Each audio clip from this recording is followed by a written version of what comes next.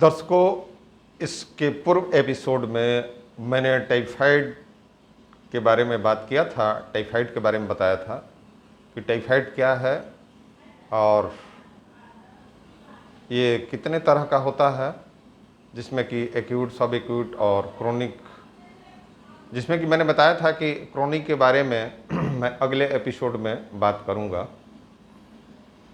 तो अभी तक आपको टाइफाइड के बारे में मैं जानकारी दे चुका हूं कि टाइफाइड की जो पैथोलॉजिकल जो एग्जामिनेशन होता है वो एक विडाल मैनुअली टेस्ट होता है, और इसके अलावा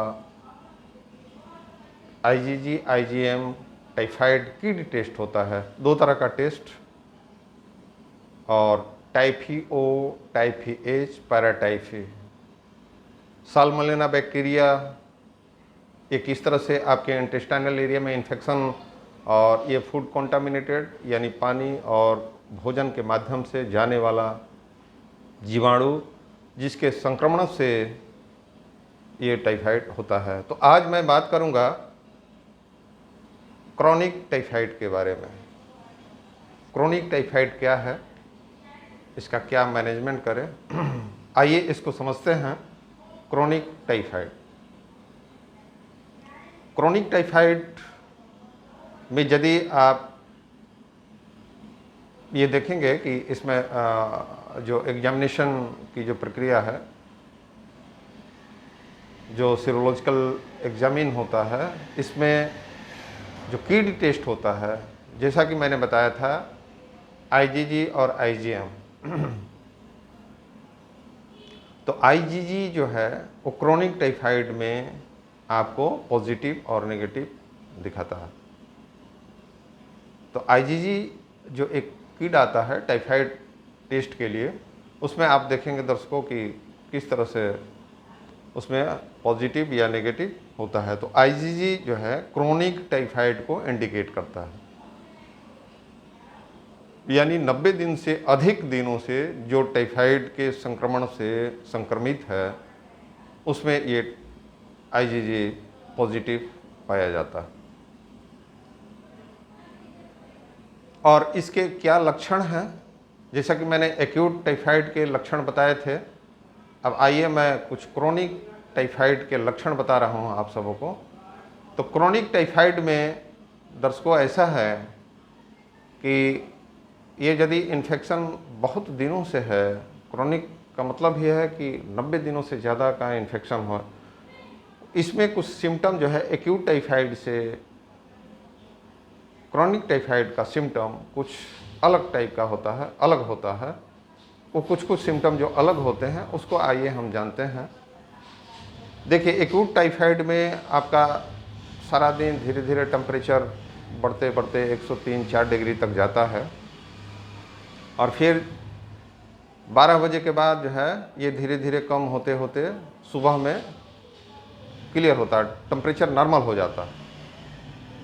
लेकिन एक्यूट टाइफाइड में 24 घंटे में एक बार टेम्परेचर वेरिएट करेगा ही, यदि सेकेंडरी स्टेज में भी यदि केस आपको देखने को मिलता है, या सेकेंडरी स्टेज में यदि केस आता है तो उसमें भी ये सिम्टम पाया जाता है। लेकिन क्रोनिक टाइफाइड में ऐसा नहीं होता। क्रोनिक टाइफाइड में ऐसा हो सकता है कि जो सफ़र कर रहा व्यक्ति या जिसको क्रोनिक टाइफाइड है, ऐसे पेशेंट्स में आपको फीवर नहीं पाया जाएगा, यानी बुखार टेम्परेचर जो है नॉर्मल मिलेगा, 98, 97 इस तरह का टेम्परेचर आपको मिलेगा। तो ये देखने को मिलता है कि टेम्परेचर इसमें वेरिएट नहीं करता है बहुत ज़्यादा, लेकिन इसका प्रोमिनेंट सिम्टम जो है क्रोनिक में, ये कॉन्स्टिपेशन जो है आपको प्रोमिनेंट सिम्टम हो जाएगा। रिगर्जिटेशन यानी जो विकृत वायु है ऊपर की तरफ, जैसे डकार आना, इस तरह का।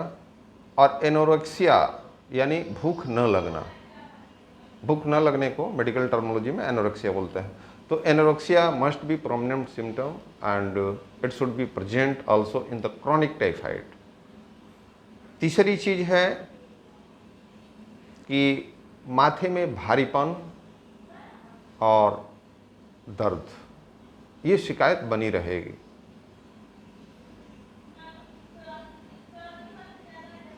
अगला सिम्टम जो है ये है कि 2 दिन 3 दिन, अब उसमें और देखना पड़ता है कि जो पेशेंट है, जो व्यक्ति विशेष है, उसे और किन्हीं प्रॉब्लमों से जूझना पड़ रहा है या अन्य कोई बीमारी भी उसको लगी हुई है, उसके अनुसार से क्रॉनिक टाइफाइड में 24 घंटे में एक बार या कभी 2 दिन 3 दिन पर भी आपको ये देखने को मिलेगा कि पेशेंट में अचानक सा जो है कि पसीना आ जाना, माथे में दर्द हो जाना, भारीपन और चक्कर, वर्टिगो जो है, वर्टिगो जिसको कहते हैं, चक्कर जो है, जैसे बेड से उठा तो चक्कर आएगा और वीकनेस प्रेजेंट रहेगी ही रहेगी। वीकनेस जो कमजोरी है, एक जो वाइटल फोर्स है, जो बॉडी का जो नेचुरल स्ट्रेंथ है, ये स्ट्रेंथ में कमी मिलेगी, क्योंकि क्रोनिक होने के कारण से उसका आहार, उसका जो मेटाबॉलिज्म है वो डिस्टर्ब हो जाता है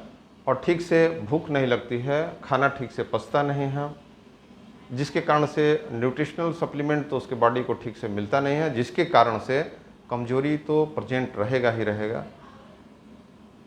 इसके अलावा क्रॉनिक टाइफाइड में बॉडी एक, बैक एक यानी बैक पेन, कभी कभी सर्वाइकल एरिया में भी पेन देखने को मिलता है और माथे में भारीपन और दर्द। कभी कभी इतना सर दर्द बढ़ जाता है जिसे माइग्रेन की भ्रांति हो जाती है। बहुत सारे पेशेंट जो हैं उस बोलते हैं कि सर हमको माइग्रेन हो गया, सर दर्द हमेशा बना रहता है, लेकिन ये माइग्रेन नहीं है, ये क्रॉनिक टाइफाइड के इन्फेक्शंस के कारण से ये रिगर्जिटेट होके मेनिंग्स एरिया में यदि इसका इन्वॉल्वमेंट होता है और विकृत वायु जब रिगर्जिटेट होकर अपवर्ड में जाती है, जिसके कारण से माथे में भारीपन और दर्द की शिकायत मोस्ट प्रोमिनेंट सिम्टम के रूप में प्रेजेंट होता है और ये सिम्टम क्रॉनिक टाइफाइड में पाया जाता है। तो इस तरह का कंप्लेंट जो है कि रोगी करते हैं कि सर हमको माथे में हमेशा भारीपन और वर्टिगो, चक्कर आना स्वाभाविक है और अचानक सा शिवरिंग हो जाना, बॉडी का चिल्ड हो जाना, ये भी एक है सिम्टम। तो बॉडी का, पूरे शरीर का एक बार थर्रा जाना, ये सिम्टम आपको मिलेगा और वर्टिगो मिलेगा जिसमें चक्कर आना और भूख की कमी होना और बैक पेन होना और वाइटल फोर्स का कम होना, जिसके चलते वीकनेस बना रहना। तो ये कुछ क्रॉनिक टाइफाइड के लक्षण हैं जो लक्षण प्रेजेंट मिलेंगे। तो इसमें या तो विडाल टेस्ट कराने से अच्छा है कि इसमें टाइफाइड IgG कराया जाए, जिसमें कि ये क्लियर हो जाता है कि इनको क्रॉनिक टाइफाइड है, यानी जो व्यक्ति विशेष जिसको देखा जा रहा है वो क्रॉनिक टाइफाइड है और ये क्रॉनिक टाइफाइड के कारण से ये सिम्टम एराइज होते हैं।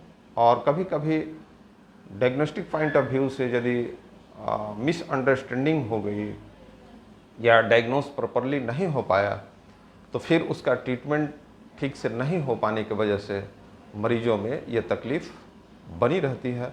इसलिए दर्शकों, आपसे अनुरोध है कि इसमें आप जो है बिल्कुल विलम्ब न करें और अपने योग्य डॉक्टर से दिखाकर उसके सलाहानुसार अपना डायग्नोस करा के प्रॉपरली उसका ट्रीटमेंट लें। और बाद बाकी डाइट मैनेजमेंट में मैंने जैसे बताया था कि किस तरह से आपको स्वच्छता बरतनी है भोजन में, पानी को कैसे प्योरीफाइड करें, डिसइंफेक्टेड वाटर को आप सेवन करें, फल और सब्जियां या तो आप डायरेक्ट लेते हैं या कुक करके लेते हैं तो उसमें क्या सावधानियां बरतनी हैं। विशेष करके पत्तेदार सब्जियां और किसी भी तरह की सब्जी हो, फल हो, उसको बहुत अच्छी तरह से धोएं, साफ़ करें, फिर उसको कुक करें या डायरेक्ट खाना है तो डायरेक्ट खाएं। तो इन बातों का सावधानी जो है रखना बहुत ज़रूरी है क्रॉनिक टाइफाइड में भी। और इसके अलावा इसका ट्रीटमेंट आप अपने डॉक्टर से ले सकते हैं। इसमें एंटीबायोटिक, प्रोबायोटिक, ठीक है, एंटीबायोटिक, प्रोबायोटिक ध्यान दीजिएगा दर्शकों। अब एंटीबायोटिक कई तरह के एंटीबायोटिक जो है आपके डॉक्टर के द्वारा एडवाइस किया जाता है, और जो एंटीबायोटिक रेजिडेंस कर गई है बॉडी पर, वो एंटीबायोटिक वर्क नहीं कर पाती है, तो वहाँ पर रिजल्ट नहीं आ पाता है, क्योंकि उसके जीवाणु को नष्ट करने के लिए, उस जीवाणु को समाप्त करने के लिए, जो साल्मोनेला बैक्टीरिया है, उस संक्रमण को ख़त्म करने के लिए एंटीबायोटिक का सहारा लिया जाता है। लेकिन ये एंटीबायोटिक क्या होगा, उसकी क्या डोजिंग होगी, ये आपके डॉक्टर जो है आपकी बीमारी के अनुसार उसका सही निर्धारण करेंगे, और उससे आपका जो है कि ये क्रोनिक टाइफाइड का जो इन्फेक्शन है वो ख़त्म होगा। तो आप be careful towards your health, और इसमें थोड़ा सा भी मिसगाइड न हो। यदि क्रोनिक टाइफाइड है तो इसका समुचित इलाज लें, प्रॉपरली इसका मैनेजमेंट करें, और इससे आप मुक्ति पाएँ। धन्यवाद। आज के लिए इतना ही, फिर आगे